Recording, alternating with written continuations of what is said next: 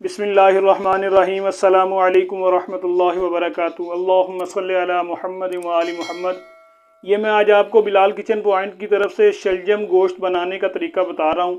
बहुत ही ज़बरदस्त किस्म का ये खाना बनेगा और बहुत ही टेस्टी किस्म का ये खाना तैयार होगा इंशाल्लाह। यहाँ पे ये देखें, सबसे पहले मैंने ये 1.5 किलो गोश्त लिया है। ये बीफ का गोश्त है। ये देखें, इस तरह हड्डी वाला भी हो और बीच में गोल भी गोश्त हो। ये मैंने इस तरह की बोटी करवा ली है इसकी। ये देखें, ये छोटी छोटी बोटी रखनी है, ज़्यादा बड़ी बोटी नहीं करनी। ठीक है। सबसे पहले मैं आपको गोश्त गलाने का तरीका बताता हूँ कि इसका गोश्त कैसे गलाना है शलजम के लिए। बाद में फिर मैं आपको बकाया रेसिपी बाद में बताऊँगा। ये यहाँ पे देख लें, ये शलजम भी इस पीस इस तरह काटने हैं। ये मैंने 2 किलो शलजम लिए थे, उसमें से ये तकरीबन 1.5 किलो रह गए हैं। ये देखें, इन पीस इस तरह क्यूज शक्ल में इसको काट लेना है। इसको काट के रख लेना है। ये बाद में फिर इसका प्रोसीजर बाद में मैं बताऊंगा। पहले मैं सबसे पहले आपको गोश्त का प्रोसीजर बताता हूँ कि क्या क्या चीज़ें और क्या क्या डालना है आपने इस वक्त। बिस्मिल्लाहिर्रहमानिर्रहीम। यहाँ पे ये देखें, मैंने कुकर ले लिया है क्योंकि ये बीफ का गोश्त थोड़ा सा सख्त होता है, इसलिए इसको पहले कुकर में गला रहा हूँ। उसके बाद मैं इसका बकाया सालन बनाने का तरीका बताऊँगा। इसमें नमक डाल देना आपने 1/2 चम्मच। ये अपने जायके के मुताबिक जितना आप नमक खाते हैं उतना डाल सकते हैं। उसके बाद 1 चम्मच इसमें टीस्पून जो है ना वो मिर्च का डाल देना है, लाल मिर्च।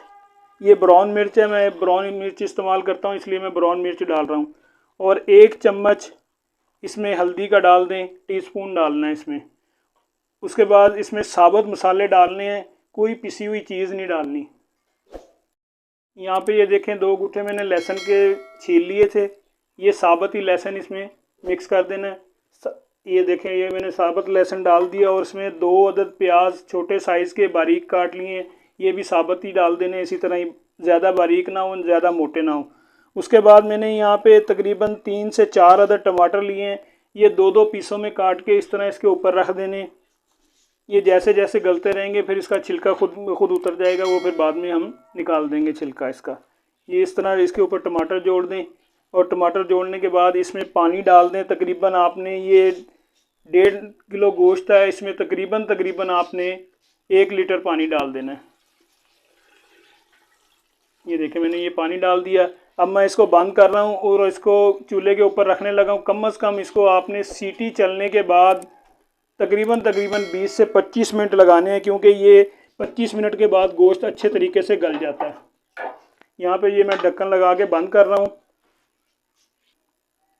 ये बंद करने के बाद मैं चूल्हे पे रख रहा हूँ। इंशाल्लाह 25 मिनट के बाद फिर दोबारा मुलाकात होगी। बिस्मिल्लाहिर्रहमानिर्रहीम। ये देखें, यहाँ से हमारे 20 से 25 मिनट गुजर चुके हैं।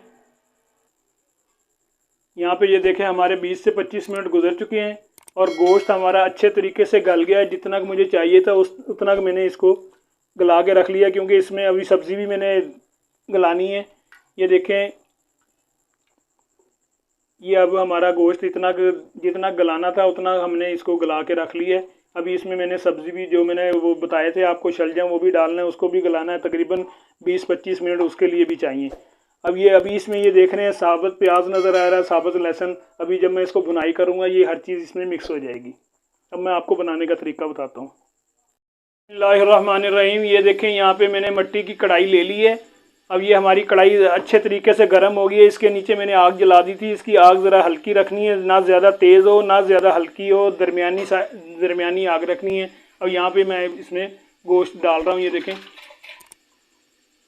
अब तकरीबन ये गोश्त डालने के बाद इसको इतना बुनाई करना है कि जिससे ये होगा कि भी इसका जो मसाला, साबुत मसाला है, वो सारा ख़त्म होना चाहिए। मसाला ये इसमें रहना नहीं चाहिए मसाला। इसका लहसुन, टमाटर और प्याज जो हैं वो अच्छे तरीके से इसमें मिक्स होने जाने चाहिए। ये देखें, यहाँ पे मैंने इसमें हांडी में डाल दी है। अब मैं इसको तकरीबन 10 मिनट इसको भुनाई करूँगा, जब तक इसका ये पानी नहीं खुश्क हो जाता। उसमें पानी भी खुश्क हो जाएगा और ये जो हमारा साबुत मसाला है ये भी अच्छी तरह इसमें मिक्स हो जाएगा। 10 मिनट तक इसको अच्छे तरीके से भुनाई करना है इसको। बिस्मिल्लाहिर्रहमानिर्रहीम। ये देखें, मुझे भुनाई करते हुए तकरीबन 10 मिनट गुजर चुके हैं। जो हमारे मसाले थे, जो खड़े मसाले मैंने डाले थे साबुत, वो सारे मिक्स हो गए हैं। ये हमारी ग्रेवी बन गई है। ये प्याज की बेहतरीन, टमाटर, प्याज और लहसुन की बेहतरीन ग्रेवी तैयार हो गई है। और इसमें सबसे पहले मैंने ये डाल रहा हूँ दूध। ये देखें, 1 कप मैं दूध का डाल रहा हूँ इसमें। इसको दूध को अच्छे तरीके से इसको तकरीबन 2 से 3 मिनट भुनाई करना है दूध को, और कोई चीज़ नहीं डालनी क्योंकि उससे ये होगा फिर दूध ना फट जाए, इसलिए मैं इसमें और कोई चीज़ ऐसी डाल नहीं रहा हूँ। घी इसका बाद में डालेंगे, मैंने अभी इसमें घी नहीं डाला। अब इसको 3 से 4 मिनट भुनाई करना है अच्छे तरीके से। बिस्मिल्लाहिर्रहमानिर्रहीम। ये देखें हमारे तकरीबन 3 से 4 मिनट गुजर चुके हैं अच्छे तरीके से। ये हमारा दूध, ये देखें दूध अभी भी आपको यहाँ नज़र आ रहा है, अच्छे तरीके से मिक्स हो गया है ये दूध। अब मैं इसमें सबसे जो अहम चीज़ है वो है वाइट मिर्च।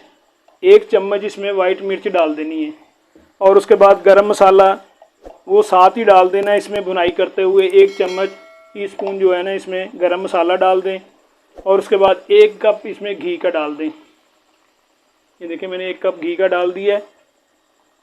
अब इसको भुनाई करना है अच्छे तरीके से, इसको भुनाई करते रहें। ये देखें हमारा घी इसमें डालते ही ये देखें ऊपर आना शुरू हो गया घी, और ये भुनाई होना शुरू हो गया। अब इसमें साथ ही ये शलजम डाल देने हैं। शलजम की भी साथ ही भुनाई करेंगे क्योंकि इसकी जो ग्रेवी है इसमें मिक्स होगी। शलजम में जो मीठापन होता है वो भी ख़त्म हो जाता है, और इसकी अच्छे तरीके से इसका टेस्ट भी बहुत ज़बरदस्त किस्म का आता है। ये देखें अब इसको मैं तकरीबन 5 से 10 मिनट भुनाई करूँगा। ये देखें मैं अब फिर से बता दूं कि मैंने इसमें ना तो ज़्यादा कोई इजाफी मसाले डाले हैं, जो मैंने पहले गोश्त में डाले थे वो भी मैंने आपको बताए हैं। जो अब इसको शलजम के साथ मैंने 2 मसाले डाले थे वो भी मैंने आपको बता दिए हैं।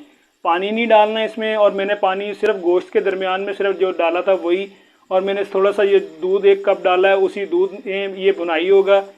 भुनाई होने के बाद इसको दम दे देना है, तकरीबन 30 मिनट इसको दम देना है। उसी दम में ये अच्छे तरीके से इसी पानी में ये जो खुद का पानी भी छोड़ेंगे, और इसका ये जो मसाला था उसी में ये अच्छे तरीके से गल जाएंगे।